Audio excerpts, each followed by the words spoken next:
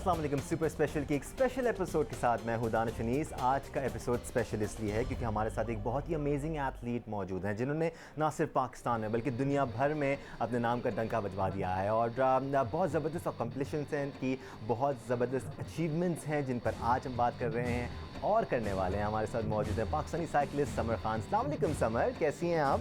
खैरियत से हैं? अल्हम्दुलिल्लाह, आई एम गुड।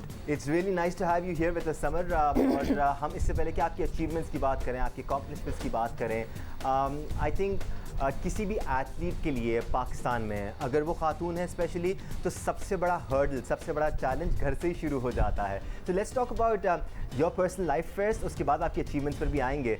तो आपके साथ भी यही इशू था, घर पे इजाज़त मिल गई थी, सपोर्ट मिल गया था या इट रिक्वायर्ड सम कन्विंसिंग? क्योंकि मेरा ताल्लुक किसी भी स्पोर्ट्स बैकग्राउंड से नहीं है, I don't have a sports family. मेरे फैमिली में भी कोई ऐसा नहीं था जिसने स्पेशली फ़ीमेल। तो जब मैं स्पोर्ट्स करना चाह रही थी और अपने पहले एक्सपीडिशन के लिए तकरीबन मुझे 4 से 5 महीने लगे अपनी वालदा से बात करते हुए, क्योंकि I already have a single parent, my father passed away like years ago. तो उन पर बहुत प्रेशर था और वो यही बातें कर रही थी कि हाँ फैमिली वाले क्या कहेंगे, या अकेले तो तुम कभी गई नहीं हो सफ़र करने, किडनैप हो जाओगी, कोई हादसा हो जाएगा, and whether or not it's safe for a female to travel alone. फिर ये कि मुझे स्पोर्ट्स का अटायर पहनना था, लड़कों के साथ काम करना था या अकेले सफ़र करना था, जो कभी भी मेरी फैमिली की किसी लड़की ने नहीं किया हुआ था। तो शुरू में बहुत चैलेंजिंग था, अम्मी को समझाना, घर वालों का कॉन्फिडेंस लेना और इसको एज अ करियर परस्यू करना, क्योंकि एक सबसे बड़ा क्वेश्चन ये भी होता है कि इस करियर में आपका फ्यूचर क्या है, क्या whether you will be able to earn और मेक योर नेम और आइडेंटिटी, या प्रोफेशनली इसको एक्सेल कर पाएंगे, क्योंकि we don't see anything in mountain biking. कोई प्रोफेशनल टीम नहीं है, कोचिंग नहीं है, कोई माउंटेन बाइकिंग पहले हुआ नहीं, कोई ऐसा नेशनल इंटरनेशनल इवेंट हमने नहीं देखा। तो मैंने ये नई स्पोर्ट्स भी लॉन्च करनी थी, मुझे अपना करियर भी बनाना था और घर वालों को भी समझाना था। तो विद टाइम चीज़ें थोड़ी चेंज होती गई, अब तो बहुत बेहतर है। हम स्कोप के बारे में भी आगे चल के बात करें। Let's take you further back Samar. शौक कैसे पैदा हुआ आपको? कैसे आपने सोचा कि जी मुझे एडवेंचर स्पोर्ट्स करना है पाकिस्तान में और ये मेरे गोल्स हैं? आई एम श्योर इनिशियली तो आपके दिमाग में गोल्स भी नहीं होंगे कि मैं माउंट किलिमंजारो तक पहुंचना चाहती हूँ या फिर ब्याफो ग्लेशियर तक जाना चाहती हूँ। ये सब अब मेरे फैंटेसीज़ या ख्वाब समझ लें, क्योंकि मुझे बचपन से बहुत शौक था साइकिल चलाने का, स्पोर्ट्स करने का, लेकिन मुझे परमिशन नहीं मिली। मेरे पेरेंट्स चाहते थे मैं एजुकेशन पे ध्यान दूँ, प्लस हमारी जो सोशल नॉर्म्स और रिस्ट्रिक्शंस हैं तो उनकी वजह से भी मैं आउटडोर नहीं निकल सकती थी ज़्यादा। यूनिवर्सिटी में आके मुझे एक छोटा सा मौका मिला पैराग्लाइडिंग करने का, और वहाँ जाके आई रियलाइज़ कि एक्शन स्पोर्ट्स की कितने ज़्यादा फील्ड्स हैं, कितनी ज़्यादा अपॉर्चुनिटीज़ हैं और कितनी कूल फील्ड है, you enjoy while doing it. और माउंटेन बाइकिंग जब मैंने शुरू में स्टार्ट किया तो बहुत स्कैटर्ड आइडियाज़ थे कि मेरे कि मैं आगे ये करूँगी। काफ़ी कुछ एक्सपीडिशंस मेरे फेल हुए, कुछ सक्सेसफुल हुए, मैंने बहुत कुछ सीखा इस जर्नी में। और फाइनली स्टेप आफ्टर स्टेप में जब प्रोफेशनलिज्म की तरफ आती गई, ट्रेनिंग से, रिसर्च से, इंटरनेट से, तो आई रियलाइज़ कि अब फिर मैं किलिमंजारो तक पहुंची। प्रॉपर जब मुझे यूएस में ट्रेनिंग मिली, इसकी एक प्रोग्राम था अंडर ESPNW जिसमें मेरी सिलेक्शन हुई थी from Pakistan. So that changed everything. उसने मुझे बहुत ज़्यादा ट्रेन किया और वो इतना डीप सोर्स था लर्निंग का। ऐसी कोचिंग और लर्निंग के लिए मेरी हमेशा से तलाश थी कि मुझे मिले। और उसके बाद ही I launched summer camp. Pakistani youngsters के लिए, चाहे वो मेल हों या फीमेल्स हों, समर आप एक इंस्पिरेशन हैं। कितना ज़रूरी है बच्चों को ये समझाना कि आपने करियर उस फील्ड में बनाना है या बनाना चाहिए जो आपके दिल के करीब हो, जिस चीज़ का आपको शौक़ हो। अगर आप शुरू से ही पैसे के बारे में या सक्सेस के बारे में या अपनी ग्रोथ के बारे में सोचेंगे तो शायद आप बहुत सारी चीज़ों में रह जाएंगे पीछे। ये बहुत करियर काउंसलिंग मैं इसे कहूँगी कि बहुत ज़्यादा मिसिंग है हमारे माशरे में, पाकिस्तान में स्पेशली। और हम काफ़ी ऐसे आइडियाज़ को रिजेक्ट कर देते हैं just by saying it crazy ideas. हालांकि वही क्रेज़ी आइडियाज़ कब पैशन में बदलता है और कब सक्सेस में बदलता है वी नेवर नो। और आप वही काम लॉन्ग टर्म या ज़्यादा कंसिस्टेंसी से कर सकते हैं जिससे आपको मोहब्बत हो, जिससे आपको लगाव हो। प्रेशर में आके काम करने से हम हमेशा भागते हैं, we always look for weekends and vacations, लेकिन जो काम आपको पसंद है you don't want to escape from that. आपने कुछ अपने फेलियर्स की बात की इनिशियली, कुछ एक्सपेडिशंस में फेलियर्स भी आपको हुए. How important are the failures, ताकि आप फिर जब सक्सेस अचीव करें तो आपको उसकी वैल्यू का अंदाज़ा हो. शुरू में आप सीखते हैं, एक्सपीरियंस हासिल करते हैं और फिर वो सारी चीज़ें यूज़ करते हुए आप अचीवमेंट्स हासिल करते हैं. तो कितना ज़रूरी है शुरू में थोड़ा सा धक्का खाकर सीखना? बहुत ज़्यादा ज़रूरी है, क्योंकि मैं जब आई तो मुझे बहुत ज़्यादा पैशन, शौक और एक्साइटमेंट थी, लेकिन मेरा नॉलेज लेवल उतना नहीं था इस फील्ड के बारे में.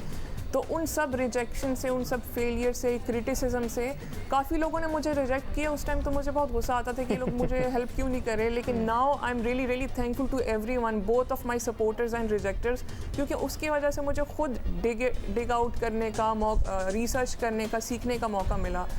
और ख़ुद सीखने से बंदा बहुत ज़्यादा बेहतर काम कर सकता है. पिछले 4 से 5 साल हो गए हैं और नाउ आई नो, अगर मैं 4-5 साल पीछे देखती हूँ कि मैं कितनी चीज़ें लैक कर रही थी.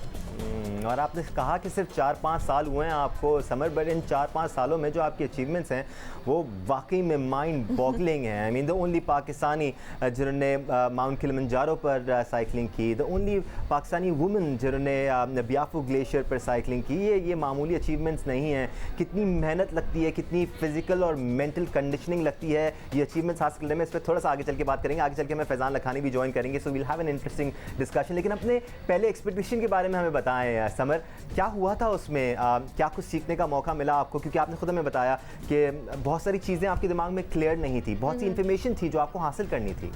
Thank you so much for acknowledging my efforts first of all. Always. उसके बाद मैं आपसे यही कहूँगी कि फर्स्ट एक्सपेडिशन बहुत बड़ा लर्निंग एक्सपीरियंस भी था मेरे लिए, और कि मैंने सोचा कि मैं थोड़ी बहुत हल्की फुल्की 1-2 हफ्ते की ट्रेनिंग मेरे लिए काफ़ी होगी. मैं घर में जो भी मिलता था मैं खा लेती थी. There was not a proper diet plan. Expedition और वेदर हमने स्टडी किया हुआ था, लेकिन हमें कराक्रम या नॉर्थ के बारे में ये पता नहीं था कि वहाँ पे आपका फोरकास्ट नहीं चलता. Weather is always very unpredictable, we have to stay ready. तो जब सफ़र स्टार्ट हुआ तो बुरी तरह क्रैम्प्स भी पड़े, बुखार भी हुआ, कई कई जगहों पे हाइट सिकनेस, रेनी स्टॉर्म, लैंडस्लाइडिंग, बहुत चैलेंजेस रास्ते में आए. और कहीं कहीं जब साइकिल भी ख़राब हो गई, फिर हम काफ़ी 1-2 घंटे वेस्ट हुए. एक शॉप तक पहुँचे, वहाँ से ठीक करवाई. तो फिर ये रियलाइज़ हुआ कि एक टूल बॉक्स भी होना चाहिए जहाँ उसको साथ साथ फिक्स कर सकें खुद, और उसको फिक्स करना भी सीखना आना चाहिए. वो तो शुक्र है वहाँ की लोकल कम्युनिटी इतनी हॉस्पिटेबल और लविंग और सपोर्टिव है कि अगर कोई टूरिस्ट या ट्रैवलर वहाँ पे जाता है तो दे open there hearts for them, और वो पूरी कोशिश करते हैं कि उनकी हेल्प करें. समर, जब हम बात करते हैं सीखने की और इनिशियल बैड एक्सपीरियंसेस की, तो 100 में से 99 लोग अगर इस किस्म के एक्सपीरियंस से गुजरते जो आपको पहले एक्सपेडिशन में हुआ, तो शायद वो गिव अप कर जाते. बट यही फ़र्क है एक चैम्पियन में और एक नॉर्मल इंसान में. You didn't give up. आपका हौसला मज़ीद इम्प्रूव हो गया उसके बाद, क्योंकि आपने फिर मज़ीद अपने आप को फोकस किया ट्रेनिंग की तरफ. How did your life change after that? किस तरह आपने अपने आप को ट्रेन किया कि आप फिजिकल कंडीशनिंग कर सकें, मेंटल कंडीशनिंग कर सकें? मैंने बहुत ज़्यादा रिसर्च किया, कुछ ऐसे फिटनेस सेंटर्स और जिम्स ज्वाइन किए, और पिछले 3-4 सालों से मैं कॉन्टीन्यूसली वर्कआउट के साथ अटैच हूँ. मुझे ये बहुत ज़्यादा इस बारे में मैं कॉन्शियस हूँ कि मुझे जब भी एक्सपेडिशन आए, जब भी सीज़न आए, कोई ऐसा इवेंट है, तो मैं फिज़िकली फॉर्म में हूँ ऑलरेडी, मुझे तैयारी ना करनी पड़े. और that's how an athlete should be. तो और डाइट क्योंकि 70 to 80% मैटर करती है, तो अब मैं बहुत कॉन्शियस हो गई हूँ कि मैं कंज्यूम क्या कर रही हूँ. I don't eat any preserve frozen food, bakery stuff, sugary Fiji drinks, carbonated drinks. पानी मैं बहुत ज़्यादा पीती हूँ. होममेड फूड ओनली, जो घर में बनता है. इवन अगर मुझे कहीं ट्रैवल भी करना पड़ जाए तो मैं बहुत ज़्यादा रिसर्च करके कि मुझे क्या खाना है और क्या नहीं खाना. और दूसरा ये कि मैं अपने किट्स और गियर्स और गैजेट्स पे बहुत फोकस करती हूँ. नेविगेशन आपके पास हर वक्त होनी चाहिए, पावर बैकअप्स आपके पास होने चाहिए, आपके पास रेन कोट होना चाहिए, आपके पास टॉर्चेस होने चाहिए, आपके पास डिफेंस के लिए कुछ होना चाहिए, क्योंकि most of my expeditions are alone. And I am sure it's very very challenging, खासतौर पे जब आप दुनिया की हाईएस्ट पीक्स पर अकेले जा रहे हैं. हाँ, कुछ लोग आपके साथ हेल्प करने वाले होते हैं, but you still in that frame of mind, आप अकेले हैं उस वक्त. समर, हमारे लिए सुनना कितना आसान है ना कि समर बियाफू ग्लेशियर से होके आ गई, माउंट किलिमंजारो से होके आ गई, लेकिन वहाँ तक पहुँचने में 4-4, 5-5 दिन की, या कभी कभार अगर वेदर जैसे आपने कहा अनप्रिडिक्टेबल होता है तो काफ़ी टाइम लग जाता है, इससे भी ज़्यादा टाइम लग जाता है. हाउ डिफ़िकल्ट इज़ इट, इस पर हम बात करेंगे, एक ब्रेक ले लेते हैं, थोड़ा सा हम सस्पेंस क्रिएट करेंगे क्योंकि मैं चाहूँगा समर हमें बताएं कि वो जो 4-5 दिन का सफ़र होता है, एट पॉइंट्स इतनी अनइवन टेरेन होती है कि आपको बाइक के साथ हाइक करना पड़ता है, इमेंस फिटनेस चाहिए आपको, फिजिकल भी और मेंटल भी, इमेंस पेशेंस चाहिए आपको ये करने के लिए, आम बात नहीं है। हम बताएंगे आपको कितना मुश्किल है। एक ब्रेक के बाद हमारे साथ रहिए। समर खान ने ज्वाइन किया हुआ है हमें।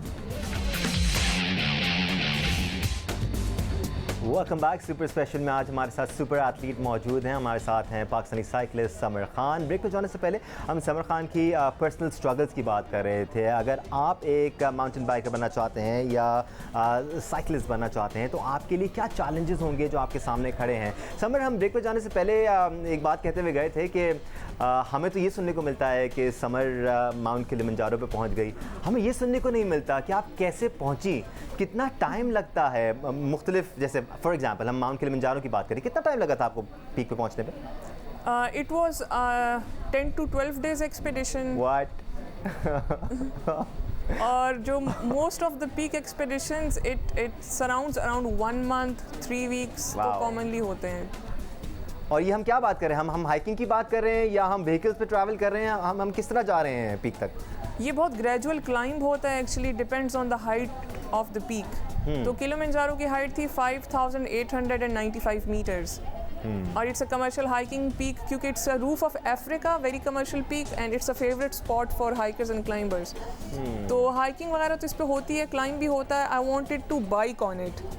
तो मैं जब वहाँ पे अपनी साइकिल लेके एंटर हुई, बहुत डाइवर्स है, it's very different from Pakistani mountain ranges. Mountain range तो वहाँ पे है ही नहीं, it's a free standing mountain, एक ही है और ये भी डोरमेंट वोल्केनो, किसी टाइम पे वोल्केनो हुआ करता था। तो इसका जो क्रेटर है कीबो क्रेटर, मुझे उस पर राइड करना था and it I passed through tropical jungle, फिर मैं मूरलैंड से भी गुजरी, फिर बहुत ज़्यादा रॉकी ट्रैक भी आया, फिर बीच में अल्पाइन डेजर्ट आया, सहरा से गुजरी, तो फाइनल वहाँ पे एक बिल्कुल लास्ट स्ट्रेच जो था वो बहुत स्टीप था और उस पर बर्फ़ पड़ी हुई थी। तो मैंने बहुत अप्स एंड डाउन्स और डाइवर्स इन्वायरमेंट देखा और इतना खूबसूरत वाइल्ड लाइफ था वहाँ का। लेकिन जैसे जैसे आप आगे जाते जाते हैं हाइट पे टेक्निकल हो जाती है पीक बहुत ज़्यादा।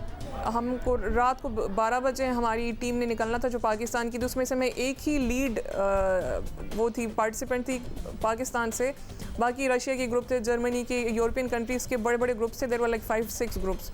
हम रात को अंधेरे में निकले, मैंने हेडलाइट्स लगाई हुई थी, it was -6-7, already snow storm चल रहा था।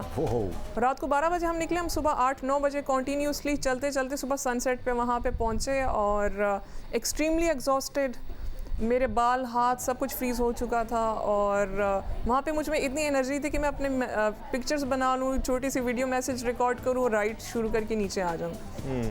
तो I had a lot of falls, accidents भी बहुत ज़्यादा हुए, मैं बहुत इंजर्ड थी, फेस बर्न बहुत ज़्यादा हो जाता है, फ्रॉस्ट बाइट्स वगैरह।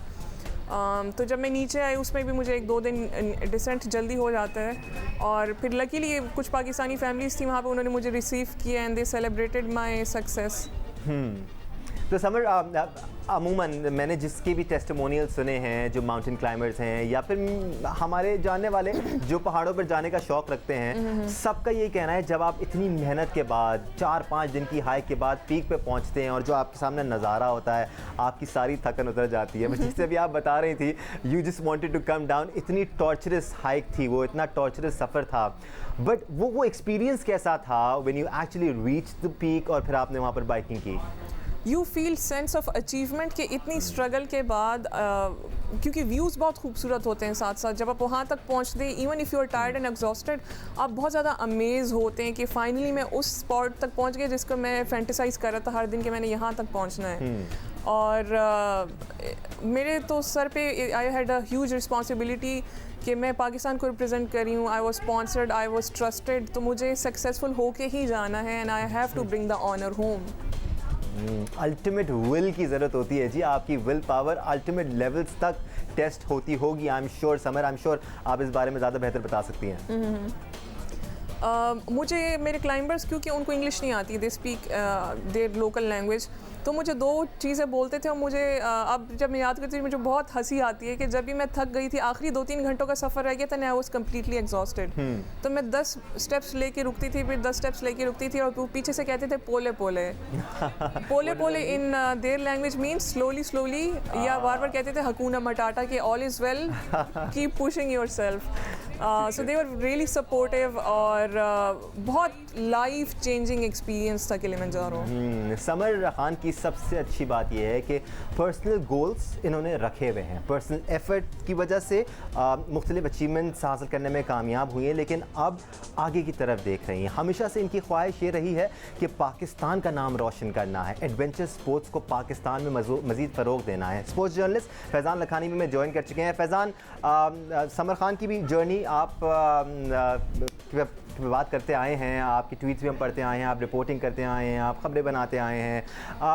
समर खान की वजह से एडवेंचर स्पोर्ट्स में पाकिस्तान में कितनी बेहतरी आई है, कितना फ़रोग मिला है समर खान की वजह से? यार Danish, it's a long way to go. अभी तो स्टार्ट है, अभी तो प्रॉब्ली छोटे छोटे स्टेप्स लेना होगा। समर से जब मैंने पहले इंटरव्यू किया तब भी इस मौजू पर बात हुई थी। ज़रूरत इस बात की कि अभी एडवेंचर स्पोर्ट्स को एज स्पोर्ट्स नेशनलाइज करना ज़रूरी है, एक्सेप्ट करना ज़रूरी है कि हाँ ये भी खेलों का एक हिस्सा है। हम तो अभी इस चीज़ को स्ट्रगल कर रहे हैं कि पाकिस्तान में अभी इस चीज़ को बताएं कि क्रिकेट के अलावा और भी स्पोर्ट्स है, तो ये एक लंबी जर्नी है। समर के बाद और भी एथलीट्स जो इस तरह के स्पोर्ट्स में मौजूद है, समर माउंटेन बाइकिंग में इन्वॉल्व है। अगर हम इसके अलावा क्लाइंबर्स देखें तो पाकिस्तान में बड़े बड़े नाम है, समीना बेग का नाम है, मिर्ज़ा अली बेग का नाम है, या उसके बाद इधर सिंध की खातून है कोमल उज़ैर, उनका नाम है। अच्छे साद एक अच्छे लाहौर के माउंटेनर है, तो माउंटेनरिंग में भी हमारे प्लेयर्स नाम कर रहे हैं। स्की का अगर हम देखें तो स्की में इरफा वली और उनकी बहन शामिल है, तो बहुत अच्छा टैलेंट हमारे पास माउंटेनियरिंग के हवाले से। जो स्पोर्ट्स, जो पहाड़ों से रिलेटेड जो स्पोर्ट्स है उसके हवाले से हमारे पास बहुत अच्छा टैलेंट है। और अगर इन चीज़ों को, इन एथलीट्स को हम प्रमोट करें तो ना सिर्फ स्पोर्ट्स प्रमोट होगी बल्कि पाकिस्तान की टूरिज्म भी प्रमोट होगी। क्योंकि पाकिस्तान की अगर हम ज्योग्राफी की कंडीशंस देखें तो जो हमारे पास जिस तरह के टेरेन्स मौजूद हैं उसमें हम ना सिर्फ माउंटेन स्पोर्ट्स को प्रमोट कर सकते हैं बल्कि हम साथ साथ ऑफ रोड रैलीज को भी प्रमोट कर सकते हैं। अगर हम साउथ से लेकर नॉर्थ तक जाए, हमारे पास हर वो चीज़ मौजूद है जो दुनिया में मोटर स्पोर्ट्स या एडवेंचर स्पोर्ट्स के लिए ज़रूरी है। तो अगर गवर्नमेंट इसमें इन्वेस्ट करे, टूरिज्म मिनिस्ट्री इसमें इन्वेस्ट करे, स्पोर्ट्स से वाबस्ता जो इंडस्ट्रीज है वो इसमें इन्वेस्ट करे, तो बहुत कुछ हम हासिल कर सकते हैं। और पाकिस्तान में ऐसा इवेंट हो सकता है जिसमें ऑफ रोड रैली से स्टार्ट हो और फिर एंड में जाके एडवेंचर स्पोर्ट्स पे ख़त्म हो, और ये एनुअल एडिशन बन सकता है पाकिस्तान का। इससे स्पोर्ट्स भी प्रमोट होगी, टूरिज्म भी प्रमोट होगी। बिल्कुल ऐसा ही है। समर, आप हमें बता रही थी कि शौक से आपके सफ़र का आगाज़ हुआ था। साइकिलिंग का शौक पाकिस्तान में आजकल आपको जगह जगह नज़र भी आएगा। अगर हम कराची की बात करें, साइकिलिंग क्लब्स बनना शुरू हो गए हैं, मेल्स फीमेल्स सभी साइकिलिंग कर रहे हैं, लेकिन ये शौक है। Mountain biking is a completely different ball game. आपको लगता है ये शौक उस जुनून में बदल सकता है, या अगर हम एडवेंचर स्पोर्ट्स को मज़ीद फ़रोग दें पाकिस्तान में तो ये एक इंडस्ट्री बन सकती है अच्छी? Action sports is the next big industry in can be the next big industry in Pakistan, क्योंकि globally action sports में already legends हैं, already championships हो रही हैं, already histories बनी हुई हैं, और हमारे पास foundation भी नहीं है। That's why I'm struggling कि एटलीस्ट हमारे पास फाउंडेशन तो बिल्ड हो, इसको ऐसा स्पोर्ट्स लिया जाए।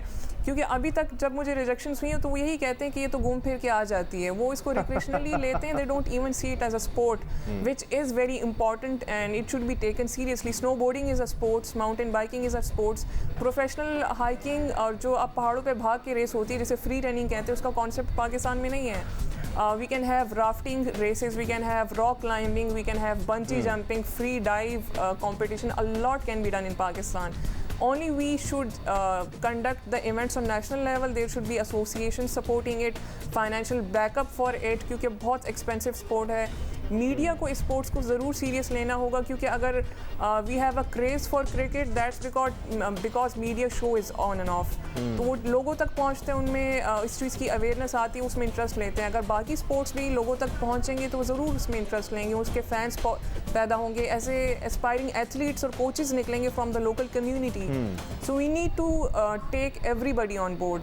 अगेन फैज़ान, शौक भी है, ट्रेन्स भी मौजूद हैं, अपॉर्चुनिटीज़ भी मौजूद हैं, बस वो फोकस लैक करता है। आपकी नज़र में फैज़ान, क्योंकि आप ये सारे स्पोर्ट्स फॉलो करते रहते हैं, आपको अच्छी तरह अंदाज़ा है कि एडवेंचर स्पोर्ट्स का कितना एक शौक क्रिएट होता जा रहा है पाकिस्तान में। What's the right way forward Faizan, क्या सही तरीका है? देखिए, सबसे मेन तरीका तो ये है कि जो एथलीट्स इसमें अचीवमेंट्स हासिल कर रहे हैं, जो एथलीट्स इसमें इन्वॉल्व हैं, उनको लायनाइज किया जाए। अगर हम माउंटेनियरिंग की बात करें तो समीना बेग ऑलरेडी एक आइकन की हैसियत रखती है।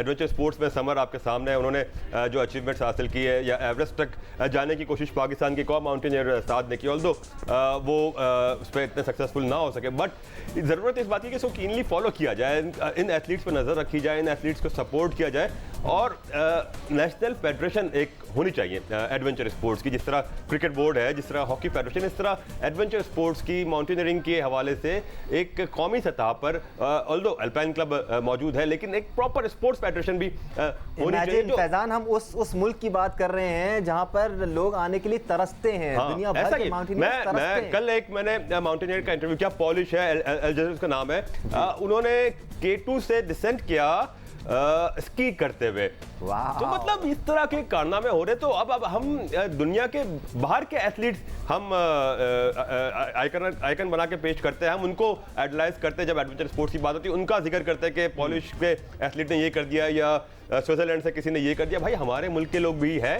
ज़रूरत इस बात की है कि हम अपने घर के लोगों को पहले प्रमोट करें और उनको उनके अचीवमेंट्स को ज़्यादा हाईलाइट करें, ताकि वो दुनिया भर में स्टार्स के तौर पर पेश हो सके। भाई, मेरी नज़र में चैंपियन वो है जिसके सामने कोई भी रुकावट आ जाए वो रुकता नहीं है। And summer Khan is a clear example, क्योंकि समर आप इंतज़ार नहीं कर रही कि स्पॉन्सर्स आएंगे, लोग सपोर्ट करेंगे, हुकूमत रोल प्ले करेगी। समर कैंप भी चल रहा है आजकल, ये वो SUMMER समर कैंप नहीं है, SAMAR summer camp. I love the name summer. होता क्या है इस कैंप में, मैं इसलिए पूछ रहा हूँ क्योंकि हम शौक क्रिएट कर रहे हैं, लाइक माइंडेड लोगों को इकट्ठा कर रहे हैं। इसी तरह probably in years to come हमारी एक टीम होगी। Thank you so much. And summer camp is actually an action sports initiative. It's a proper registered sports club which promotes, which teaches only action sports like mountain biking, snowboarding. हम annual events conduct कराते हैं। भी recently corona से पहले हमने चतराल में एक mega event conduct कराया स्कीइंग और स्नोबोर्डिंग का, और एक बहुत रिमोट गांव मदकलश्त में हमने लोकल उसको कम्युनिटी को एम्पावर किया, उनकी बच्चियों को सिखाया, और वहाँ पे प्रोफेशनल स्लोप्स बनाई लोकल लोगों ने अपने हाथों से, बहुत देसी तरीके से। तो ये छोटे छोटे स्टेप्स लॉन्च करेंगे हम लोग एक्शन स्पोर्ट्स के लिए, जो कल को एक मेगा इवेंट में बदलेंगे, जिसमें हम स्पोर्ट्स कल्चरल प्रोग्राम्स कर सकते हैं, हम इंटरनेशनल एथलीट्स को बुला सकते हैं, we can conduct trainings, we can conduct championships. और गवर्नमेंट से ज़्यादा I will urge the private organisations to कि they participate in it, they invest in it, and they take sports ambassadors on board. Faizan, आखिरी सवाल है आपसे, हम sponsors की बात करते हैं, ये बहुत इंपॉर्टेंट टॉपिक है। आजकल स्पॉन्सर्स का दिमाग भी थोड़ा सा खुल रहा है, वो भी क्रिकेट से हट के सोचने की कोशिश कर रहे हैं, specially when it comes to adventure sports. आपने मुख्तलिफ कमर्शियल्स में भी एडवेंचर स्पोर्ट्स देखे होंगे, उनको फिल्माया जाता है। आपको लगता है कि इंक्लिनेशन है, थोड़े से पुश की ज़रूरत है, सही लोग आकर लगें, फोकस के साथ काम करें तो काम हो सकता है? देखिए, जो स्पॉन्सर्स इदारों की बात है, तो अगर मल्टीनेशनल देखा जाए या बड़ी इंडस्ट्रीज देखी जाए तो वो सपोर्ट करती है। देखिए, दुनिया भर में क्या होता है कि मुख्तलिफ कंपनीज ने अपने स्पोर्ट्स आइडेंटिफाई किए हुए हैं। अब एक बड़ी मशहूर एनर्जी ड्रिंक की कंपनी है, वो एडवेंचर स्पोर्ट्स को पाकिस्तान समेत पूरी दुनिया में सपोर्ट कर रही होती है। हमें बस ज़रूरत, जिस तरह मैं बार बार इनफैक्ट इससे पिछले प्रोग्राम में भी हमने इस बातों को बड़ा डिस्कस किया है, विजिबिलिटी बड़ी अहम है। जब विजिबिलिटी होगी, इन एथलीट से कारनामे डिस्कस होंगे। स्पॉन्सर, अगर कोई एक एथलीट उठ के सीधा चला जाए कि यार मैं ये करना चाहता हूँ, तो प्रॉब्ली स्पॉन्सर इतना अट्रैक्ट नहीं होगा जब तक उसको ये ना पता होगा कि हाँ, ये एथलीट ऑथेंटिकेटेड है, इसको मीडिया में कवरेज मिलती रही है, ये पहले भी करता रहा है। तो उस एथलीट को उसके साथ फायदा होगा। जब विजिबिलिटी होगी, एक एथलीट की विजिबिलिटी होगी, एक स्पोर्ट्स की विजिबिलिटी होगी, तो ओवरऑल ना सिर्फ एथलीट को फायदा होगा, पूरी इंडस्ट्री को, पूरे खेल को फायदा होगा। तो ये सबको मिलकर दानिश यहाँ पे किरदार अदा करना पड़ेगा, और ये हमें आइडेंटिफाई भी करना पड़ेगा कि कौन कौन से ऐसे इदारे हैं जो जिनका ताल्लुक बनता है एक्शन एडवेंचर एडवेंचर स्पोर्ट्स या एक्शन स्पोर्ट्स है। ऑफ कोर्स अगर कोई ब्रांड फॉर सपोज हम उस ब्रांड को टारगेट नहीं कर सकते कि एक्शन स्पोर्ट्स को आगे सपोर्ट करे जो शैम्पू बना रहा है या कॉस्मेटिक प्रोडक्ट्स बना रहा है। इनको वही ब्रांड टारगेट कर सकते हैं जो एनर्जी के हवाले से चीजें बना रहे हैं। तो एनर्जी ड्रिंक्स हो गई या और कोई मजीद इस तरह के प्रोडक्ट्स हो गए जो एनर्जी के हवाले से अपने प्रोडक्ट लाते हैं, तो उनको हम टारगेट करें और एथलीट्स भी उन्हीं को टारगेट करें ताकि उनको भी बेहतर से बेहतर फायदा हो सके। Make sense. समर 3-4 सालों में ही आपने अल्हम्दुलिल्लाह माशाल्लाह इतना कुछ अचीव कर लिया है। आगे के अगले 1-2 सालों के क्या प्लान्स हैं आपके? क्या कुछ एक्सपेक्ट कर सकते हैं हम आपसे? क्लोजिंग रिमार्क्स भी हैं आपके ये? समर कैंप पे मैं चाहूँगी कि कुछ ऐसे एथलीट्स और कोचेस प्रोड्यूस किए जाएं जो आगे जाके इंटरनेशनल चैम्पियनशिप्स में जाएं सिर्फ एक्शन स्पोर्ट्स में, और ऐसा प्लेटफॉर्म बनाया जाए जिसमें प्रॉपर इंडस्ट्री एक दूसरे से कनेक्टेड हो। जैसे athletes badly need sports doctors, sports lawyers, sports marketing agents जिसका कोई कॉन्सेप्ट नहीं है फ़िलहाल, sports psychologist for their mental health and well being. So there is a proper industry involved, sports brands, local sports brands which promote local athletes. अभी हम पाकिस्तान में जितने भी स्पोर्ट्स ब्रांड देखते हैं most of them are international. बहुत कम पाकिस्तानी ऐसे successful brands होंगे who could take sports ambassadors on board. तो हमने पूरी इंडस्ट्री बिल्ड करनी है, and we need a lot of time, a lot of efforts. और मेरे पर्सनल गोल्स यही है कि I keep going to the hardest and challenging tracks and peaks and keep changing the mindsets, keep inspiring women. अगर आपको लगता है जो भी समर ने कहा ये तो बहुत मुश्किल है, तो जी माउंट किलिमंजारो पे जाने से पहले कोई भी शख्स ये सोचेगा ये तो बहुत मुश्किल है, लेकिन समर ने वो भी कर दिखाया है। तो इंशाल्लाह अभी जो ये कहनी थी ये भी कर दिखाएंगे। समर बहुत शुक्रिया आपका। फैज़ान लखानी हमेशा की तरफ thank you so very much. इसी तरह हमें बचाते रहें आप, क्योंकि फैज़ान लखानी मुख्तलिफ स्पोर्ट्स के बारे में बात करते रहते हैं और हम प्राउडली कह सकते हैं जी हम सिर्फ क्रिकेट के बारे में बात नहीं करते, हम सब चीज़ों के बारे में बात करते हैं।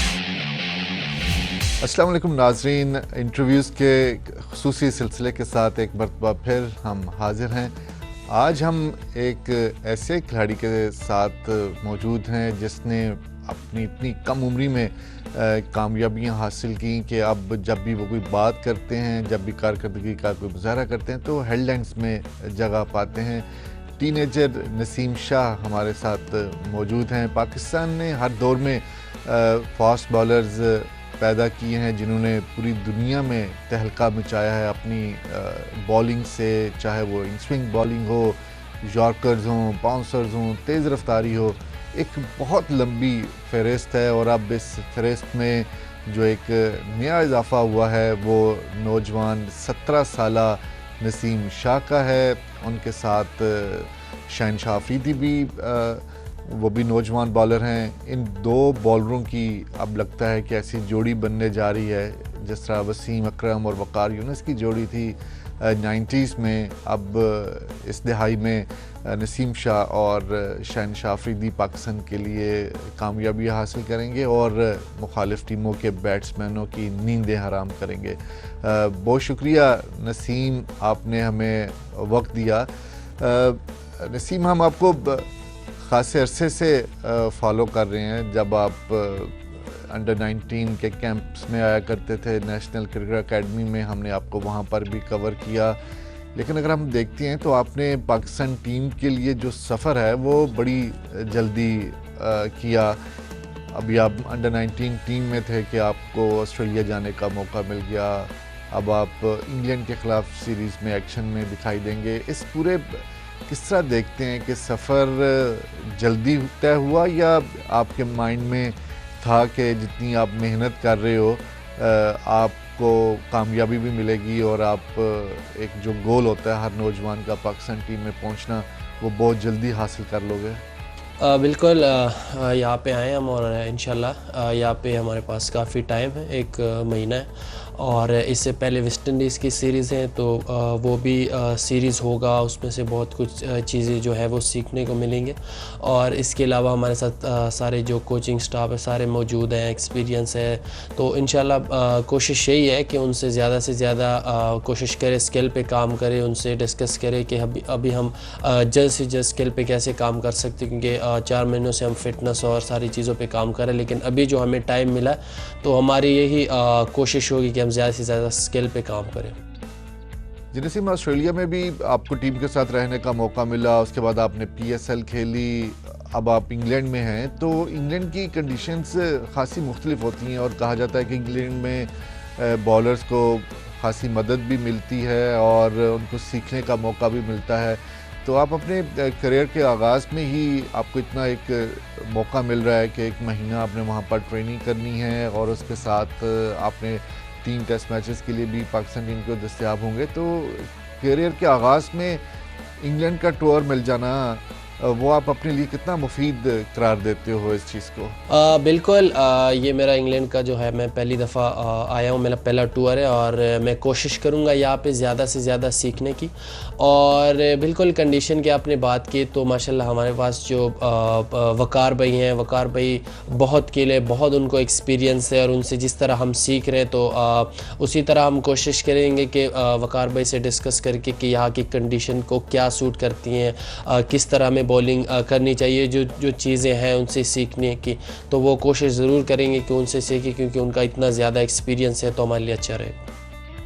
नसीम, आप अंडर 19 में आपने अपनी पहचान बनाई। जब अंडर 19 टीम की तरफ से खेलना शुरू किया तो तभी माहिरीन ने, मुबस्सरीन ने, साबिक क्रिकेटर्स ने कहना शुरू कर दिया कि ये ऐसा नौजवान है जो पाकिस्तान टीम की नुमाइंदगी कर सकता है, पाकिस्तान टीम में आ सकता है। लेकिन वहाँ पर तो आपको वनडे क्रिकेट खेल रहे थे, मुख्तसर दौरानिया की क्रिकेट खेल रहे थे, लेकिन आपको चुना टेस्ट मैचेस के लिए और टेस्ट मैच ही आप खेले हो और कारकर्दगी भी दिखाई है। अब भी आपकी उम्मीदें लगाई हुई हैं कि आप टेस्ट मैचेस खेलेंगे इंग्लैंड में। तो किस तरह अपने आप को चेंज करने में कोई दुश्वारी तो नहीं हुई आपको कि आप शॉर्टर वर्जन खेल रहे थे और बॉलर आपको जो है वो टेस्ट का माना जा रहा है कामयाब? बिल्कुल, आपने जो बात की स्टेप बाय स्टेप अंडर 19 में भी ऐसा ही था और मेरी ये कोशिश थी, एक मेरे ख्याल से जो भी प्रोफेशनल क्रिकेटर होता है तो उसका यही सबसे पहले कोशिश होती है कि मैं अपनी फ़िटनेस को है वो इतने बेहतर करूँ कि मैं टेस्ट क्रिकेट खेल सकूँ, क्योंकि जो टेस्ट क्रिकेट है, टेस्ट क्रिकेट में जो फ़िटनेस लगती है वो सबसे ज़्यादा जो फ़िटनेस लगती है वो टेस्ट क्रिकेट में। अगर आप टेस्ट खेलते हो और आप टेस्ट की आपकी फ़िटनेस अच्छी है तो मेरे ख्याल से आपको जो शॉर्ट क्रिकेट है, जो T20 वनडे, वो आपको फिर थोड़ी सी ईजी लगती हैं। तो इसलिए अल्लाह का जितना शुक्र अदा करूँ उतना कम है कि अल्लाह ताला ने टेस्ट क्रिकेटर और टेस्ट क्रिकेट में पहले लेके आया और अब मेरी यही कोशिश है कि मैं अपने फ़िटनेस को और बेहतर करूँ मज़ीद, ताकि किसी भी इवेंट में मुझे मौका मिले तो मैं उसके लिए फ़िट। नसीम, आपको अपने करियर के आगाज़ में ही खासी फ़िटनेस का जो है वो सामना करना पड़ा, मसाइल रहे आपके। हम आपको डेस्टल क्रिकेट अकेडमी में हम अपने जो कैंप्स लगे होते थे वहाँ पर जब कवर करने के लिए आते थे तो आपको देखते थे, आप खासी स्ट्रगल करना पड़ी और एक वक्त ऐसा भी आया था कि कहा जाने लगा था कि शायद आप नसीम को फिट होने में बहुत ज़्यादा मेहनत करना पड़ी हो। तो किस तरह आपने अपने आप को उस सतह पर लेके आए कि आपने एक 100% फिटनेस हासिल की और वो वाला वक्त था उससे छुटकारा पाया और पाकिस्तान टीम में पहुंचे? मेरे ख्याल से वो फीलिंग मैं ही समझ सकता हूँ कि वो क्या फीलिंग थी कि सारी चीज़ों में मेरा नाम आया था और अचानक से जो है मुझे इंजरी हुई। और क्रिकेटर मेरे ख्याल से मुझे तो ऐसे फ़ील होता है कि सारे क्रिकेटर ऐसे ही होते हैं, जब उनका क्रिकेट बंद होता है, मिसाल के तौर पे उनको इंजरी हो जाती है तो बहुत टफ़ टाइम होता है, क्योंकि क्रिकेट जो है हमारे खूनों में चलता रहता है। क्रिकेट के बग़ैर जो है हमारी जो है बहुत मुश्किल होती है क्रिकेट के बग़ैर रहना। तो बहुत एक मुश्किल टाइम था और बस मैं अल्लाह पे बिलीव करता हूँ, मैंने मेहनत की, अपने आप को पॉजिटिव रखा। बहुत मुश्किल होता है अगर आपको ऐसी इंजरी होती है, क्योंकि PSL में मेरा नाम आया था, इमर्जिंग एशिया कप था उसमें भी नाम था, काफ़ी सारी चीज़ों में मेरा नाम आया और अचानक से मुझे इंजरी हुई। बड़ा टफ़ टाइम होता है, इसमें बहुत सारे लोगों ने जो है मुझे सपोर्ट भी किया, NCA PCB ने वहाँ पे इंजरी में रखा, तो सबका जो है मैं बहुत शुक्रिया अदा करना चाहता हूँ। और बिल्कुल मैंने अपने आप को पॉजिटिव रखा, अपने आप को उठाया, बार बार अपने आप को उठाया। कई दफ़ा ऐसे भी फ़ील हुआ कि पता नहीं अब क्या होगा क्या नहीं, लेकिन इंसान के ऊपर होता है कि वो कितना स्ट्रॉन्ग है, कितना पॉजिटिव है। तो अल्हम्दुलिल्लाह मैंने मेहनत की और अपना जो इंजरी हुई थी उसको कवर किया और अब कोशिश है कि दोबारा इंशाल्लाह अपनी जो फिटनेस को ऐसे ही रखो ताकि इंजरी का शिकार ना। जी नसीम, मैं ये जो फिटनेस वाला मामले का जिक्र कर रहा हूँ, तो ये तो आज से 2 साल पहले की बात है। तो आप तो तब भी बहुत ज़्यादा कम उम्र हो गए। वो ऐसी एज होती है कि इंसान इतना मेच्योर भी नहीं होता। तो किस चीज़ के ऊपर आपको मेहनत करना पड़ी, किस चीज़ का ख्याल रखना पड़ा, किसने आपको मोटिवेट किया कि नहीं नसीम, तुम कमर की या दूसरे जो फिटनेस मसाइल हैं आपके साथ कैरी कर रहे हो, उनसे आप छुटकारा पा सकते हो? कौन ऐसी शख्सियत थी या कौन जैसे कोचेस थे कि जिन्होंने आपको मोटिवेट किया, खड़ा किया आपको कि नहीं Naseem, you can do it? मेरे ख्याल से मैं इसमें क्रेडिट देता हूँ अपनी अम्मी को, और मेरी अम्मी को अल्लाह जन्नत में जगह दे। मेरी अम्मी ने बस उसने मुझे एक चीज़ सिखाई है कि हिम्मत जो है, हिम्मत कभी नहीं हारना और अल्लाह पे बिलीव रखना। ये 2 चीज़ें उस टाइम से मैंने सीखी और अल्हम्दुलिल्लाह मैं उस पर बिलीव करता हूँ। मेरी अम्मी ने एक बात मुझे सिखाई है कि आप मेहनत करते हो, दिल से करते हो, नीयत साफ़ रखते हो, तो मेरे ख़्याल से आप जो है आपकी कामयाबी आपके कदम चूमते हैं। तो मैंने ऐसा ही किया और मेरे अम्मी ने उस टाइम पे मुझे बहुत मोटिवेट किया, क्योंकि वो मेरी ऐसी फीलिंग थी कि मैं क्रिकेट नहीं खेल रहा था उस टाइम पे और मुझे अजीब सी फीलिंग होती थी। लेकिन मेरे अम्मी को अब ये नहीं पता था वो क्रिकेट के बारे में कि वो किस तरह ये क्या, लेकिन उनको ये पता था कि ये इस टाइम पे बीमार है, तो ये जिस तरह जो गेम खेलता था अब खेल नहीं सकता और इसका बड़ा शौक़ है।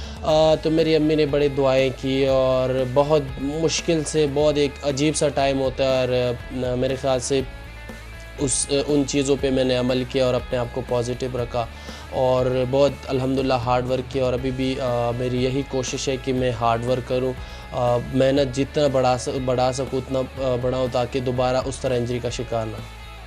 नो डाउट नसीम, आपकी वालदा का आपके करियर बनाने में उनका बहुत बड़ा हाथ है। लेकिन अब अगर हम देखें कि आप 17 साल के हो, आप इंग्लैंड में जा रहे हो, वहाँ पे कोई आपकी एज को देख के कोई इजी तो नहीं लेगा आपको कि यार 17 साल का एक नौजवान है, क्या कुछ कर लेगा, या आपको ये एज हासिल होगा कि दूसरे गलत अंदाजे आपके बारे में लगाएं आपकी एज को देख के और आप अपना काम कर दिखाओगे?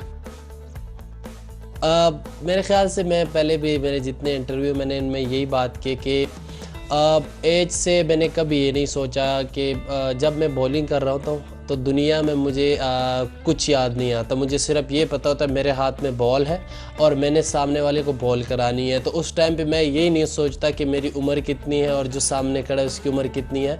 और मेरे ख़्याल से अगर वो समझते हैं तो ये मेरे लिए अच्छी बात है, क्योंकि मेरे ख़्याल से मैं इस दुनिया में किसी से नहीं डरता, अल्लाह से डरता हूँ और मैं अल्लाह पे बिलीव करता हूँ। मैं जब ग्राउंड में जाता हूँ मैं कलमा पढ़ता हूँ, सामने जो मर्ज़ी हो मुझे कोई मतलब डर नहीं लगता। वो जितना मर्ज़ी अच्छा बैट्समैन हो बेशक, लेकिन जब मैं बॉलिंग कर रहा हूँ तो मुझे कोई डर नहीं है। नसीम, अगर हम बात करते हैं जब स्क्वाड की, दोनों की, इंग्लैंड की और पाकिस्तान के दोनों के, अगर हम बॉलर्स के बात करें, क्योंकि आप बॉलर हो तो हम आपसे बॉलिंग अटैक के बारे में पूछना चाहेंगे। अगर हम देखते हैं कि इंग्लैंड का जो बॉलिंग स्क्वाड है वो खासा तगड़ा लग रहा है, एक्सपीरियंस है, ब्रॉड है, एंडरसन है, जोफ्रा आर्चर का बहुत बड़ा नाम है, इसी तरह वॉक्स है, दूसरे बॉलर्स हैं। तो कंपैरिजन करोगे तो अपनी जो हमारी स्ट्रेंथ है बॉलिंग की, तो अब कैसे मौजना करोगे इन दोनों बॉलिंग स्क्वाड का टेस्ट सीरीज़ के लिए? माशाल्लाह आपने उनकी बात की है तो हमारे भी माशाल्लाह किसी से कम नहीं है। माशाल्लाह इतने बड़े बड़े बॉलर हैं हमारे। आप माशाल्लाह बास भाई को देख के जिस तरह वो परफॉर्मेंस कर रहे हैं, उसके अलावा आप शहीन के परफॉर्मेंस माशाल्लाह देख के, एक्सपीरियंस भी काफ़ी है, वहाब भाई हैं, सुहेल भाई हैं, तो मेरे ख्याल से बड़ा अच्छा रहेगा। उनकी भी बॉलिंग बहुत अच्छी है और हमारी भी जो बॉलिंग है बहुत स्ट्रॉन्ग है। तो इंशाल्लाह उम्मीद है मुझे कि वहाँ पे जाके हमारे बॉलर और बैट्समैन जो है वो अच्छा क्रिकेट खेलें।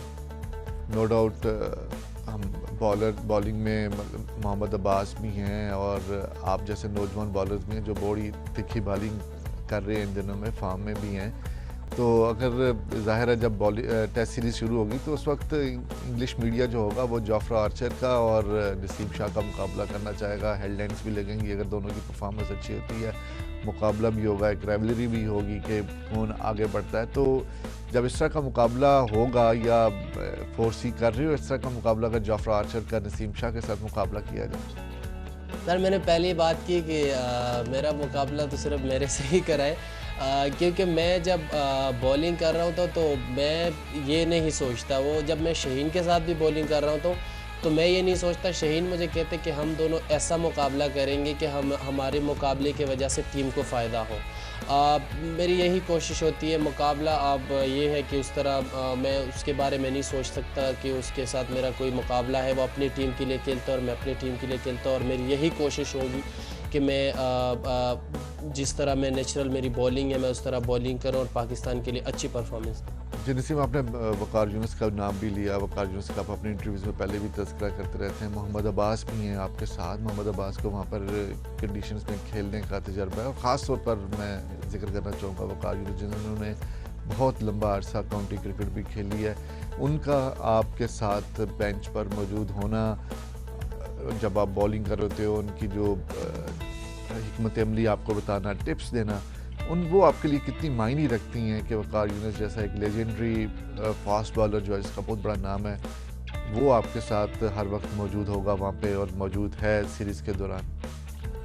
बिल्कुल, आपने वक़ार भाई की बात की है तो मुझे जो अभी तक फ़ील होता है, जो चीज़ मुझे अच्छी लगती है, जो मतलब मुझे जो जिस चीज़ का फ़ायदा है कि वक़ार भाई से अभी तक उसने हमें ऐसे फ्रेंडली रखा हुआ है कि मतलब उनके साथ हम हर चीज़ शेयर करते हैं। वो बॉलिंग हो, बॉलिंग के अलावा कोई चीज़ हो, फ़िटनेस के हवाले से वो हमसे सारी चीज़ें पूछते हैं। लेकिन ये एक ज़बरदस्त जो है उन्होंने मतलब ड्रेसिंग रूम में माहौल बनाया होता है कि कोई भी तरह में प्रॉब्लम होते तो हम जाके डायरेक्ट उनको कह सकते, कोई डर नहीं, कोई मतलब हमें ऐसे फ़ील नहीं होता, क्योंकि वो बिल्कुल वक़ार भाई ने हमें दोस्तों के तरह रखा हुआ है। तो हमारे दिल में जो भी कोई चीज़ आता है, कोई भी इस तरह कोई चीज़ हो तो जाके डिस्कस करते हैं उनके साथ। और बिल्कुल अब्बास भाई की बात की आपने, सीनियर बॉलर बिल्कुल है, वहाब भाई हैं, इसके अलावा सुहेल खान है, मतलब वो सीनियर बॉलर हैं तो काफ़ी उनसे भी हेल्प मिलता है। नसीम, आपने बहुत जल्दी सीखते हो, आप बड़ी जल्दी आपने अपना पहचान भी करवाई है। जिस तरह हमने देखा कि शहनशाह अफरीदी इस वक्त तीनों फॉर्मेट खेल रहे हैं, तो अभी आप टेस्ट में हैं, तो कभी इस तरह का गोल भी आपने सेट किया अपने लिए कि आपने तीनों फॉर्मेट जो हैं वो खेलने हैं, जिस तरह शहनशाह अफरीदी पाकिस्तान टीम की तरफ से इस वक्त खेल रहे हैं? मेरे ख़्याल से मेरे दिमाग इतने तेज़ नहीं है कि मैं इतना लंबा सोचूं।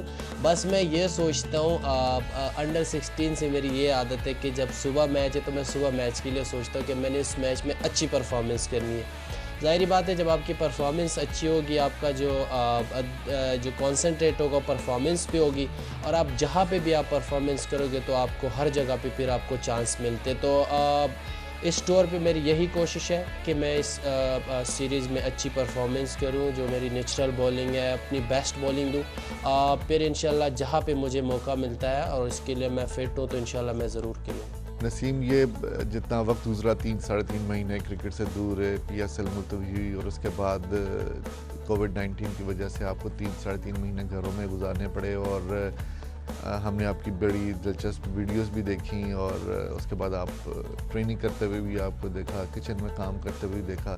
तो अब आप जो दोबारा सरगर्मियां शुरू हो रही हैं क्रिकेट की, तो क्या फीलिंग आ रही है? ग्राउंड एक इतने अरसे के बाद अब आप ग्राउंड में जाना शुरू हुए हो, बेशक समाजी फासलों को जहन में रख रहे हैं आप लोग, लेकिन एक ज़ाहिर खुशी तो हो रही होगी। मेरे ख़्याल से मैं ये समझता हूँ कि जब भी मेरी ज़रूरत होगी तो मुझे ज़रूर मौका मिलेगा, और मैं तीनों फॉर्मेट के लिए अल्हम्दुलिल्लाह बिल्कुल रेडी हूँ। ये बिल्कुल फ़िटनेस पे अगर आपकी फ़िटनेस ठीक है तो आप तीनों फॉर्मेट खेल सकते हो। अल्हम्दुलिल्लाह मेरी फ़िटनेस जो है वो बिल्कुल ठीक है। मैं टेस्ट खेलता हूँ, जैसे अभी मैंने PSL में बॉलिंग की, तो PSL मुझे टेस्ट की वजह से बहुत फ़ायदा हुआ। PSL में टेस्ट में मैंने लंबे स्पेल किए, तो उस वजह से जो PSL में मेरी बॉलिंग थी, मेरी स्पीड थी, वो 4 ओवर मुझे बड़े ईजी लगते थे। इंशाल्लाह उम्मीद है जब भी मुझे चांस मिलेगा, जब भी मेरी ज़रूरत हो तो ज़रूर मुझे मौका मिलेगा और इंशाल्लाह मैं खेलूँगा। बिल्कुल नसीम, फ़िटनेस के ऊपर तो आप काम करते रहे हो, लेकिन एक चीज़ अगर हम देखें, बैट्समैनों के मुकाबले में बॉलर्स जो हैं वो लंबे रन अप के साथ बॉलिंग तो कर नहीं सके। आप फिटनेस के ऊपर आप लोगों ने ज़ोर ज़रूर दिया होगा, लेकिन आपने लंबे रन अप के साथ बॉलिंग नहीं की हुई। तो अगर हम कंपैरिजन करें बैट्समैनों के साथ, तो बैट्समैनों के मुकाबले में बॉलरों को अब इतने लंबे ले ऑफ के बाद जब ग्राउंड में बॉलिंग करना पड़ेगी तो वो उनको ज़्यादा दुश्वारी हो सकती है, इस चीज़ से मुश्किलात का सामना हो सकता है, फिटनेस के ऊपर कोई फ़र्क पड़ सकता है? बिल्कुल, पहले भी जो मैंने बात की कि क्रिकेटर कोई भी हो, वो जितना मर्ज़ी वो घर में आपको नज़र आ रहा होगा कि खुश है, लेकिन क्रिकेट जो है वो क्रिकेट हमारे खूनों में चलता रहता है। तो क्रिकेट के बग़ैर बहुत मुश्किल होता है। मैंने जिस तरह 3 महीने गुजारे, मुझे फ़ील हुआ कि घर वालों के साथ तो टाइम गुजारा, अच्छा गुजारा, लेकिन क्रिकेट को बहुत मिस किया, क्योंकि मेरे ख़्याल से सुबह हम ग्राउंड जाते थे, वो सारी चीज़ आप मिस करते थे। लेकिन अब अल्लाह का शुक्र है, अब ये सीरीज़ आया और इस पे पूरा कॉन्सनट्रेट है और इंशाल्लाह उम्मीद है कि जो क्रिकेट है वो आहिस्ता आहिस्ता दोबारा से स्टार्ट होगा और सब कुछ नॉर्मल होगा। जी नसीम, इसी के साथ आपको जो प्लेइंग कंडीशंस हैं नई कोविड-19 की वजह से, उनका भी तो थोड़ा सा ख्याल रखना पड़ेगा। प्लेइंग कंडीशंस को ज़हन में रखना पड़ेगा। बॉल आप चमका नहीं सकेंगे, सेलिब्रेशन आप लोग कर नहीं सकेंगे, तो किस तरह आप उसके साथ ढालोगे अपने आप को? मुश्किल तो होगी। नहीं, देखिए पूरी दुनिया में यही सिस्टम चल रहा था 4 महीनों से, लेकिन हमारे पास टाइम काफ़ी है।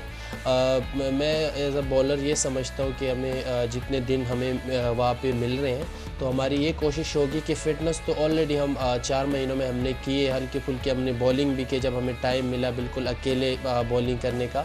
लेकिन इसके साथ ये है कि जितना टाइम है वहाँ पे अभी हम प्रैक्टिस मैचेस खेलेंगे यहाँ पे, तो इंशाल्लाह वो सारी चीज़ें वो वापस नॉर्मल हो जाएंगे। ऐसे इंसान को फ़ील होता है कि टाइम कम है, लेकिन 1 महीना बहुत टाइम होता है और इंशाल्लाह हम कोशिश करेंगे कि यहाँ पे स्किल पे ज़्यादा से ज़्यादा काम करें, प्रैक्टिस मैच खेलें, तो इंशाल्लाह नॉर्मल हो जाए। तो नसीम से अगर हम ये पूछना चाहें कि इस एज में जब आप इंग्लैंड में खेल रहे हो, और इंग्लैंड तो ज़ाहिर है जब पाकिस्तान टीम वहाँ पर खेलती है तो बहुत बड़ी तादाद आती है फैंस की वहाँ पर देखने के लिए, आगे पीछे हो रहे होते हैं, ऑटोग्राफ, और अगर स्टेडियम के अंदर भी बहुत बड़े ऐसे लग रहा था जैसे पाकिस्तान टीम अपने होम ग्राउंड पर खेल रही हो, लेकिन इस मरतबा नहीं होगा। तो आप उस चीज़ को तो मिस करोगे कि इस एज में, टीन एज में जाके अगर आपको क्राउड मिलता और वहाँ पर आपकी फ़ैन फॉलोइंग होती, फैंस आ रहे होते आपको देखने के लिए, उस चीज़ को मिस तो करेंगे आप?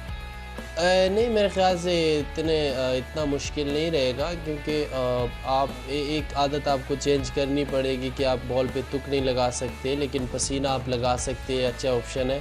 और उसके बाद आप सेलिब्रेशन नहीं कर सकते, तो यही है, थोड़ा गुजारा करेंगे इंशाल्लाह।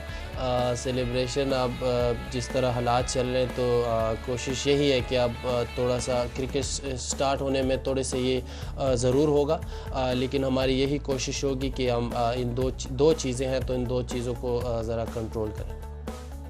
नसीम, ज़ाहिर है फैंस तो एक लाजमी हिस्सा होते हैं, चले फैंस ना सही, लेकिन कमेंटेटर्स और साबिक जो क्रिकेटर्स हैं, जो बॉलर्स हैं, वो पहले भी आपको सराहते थे, जब आपको एक्शन में देखेंगे मज़ीद सराहेंगे।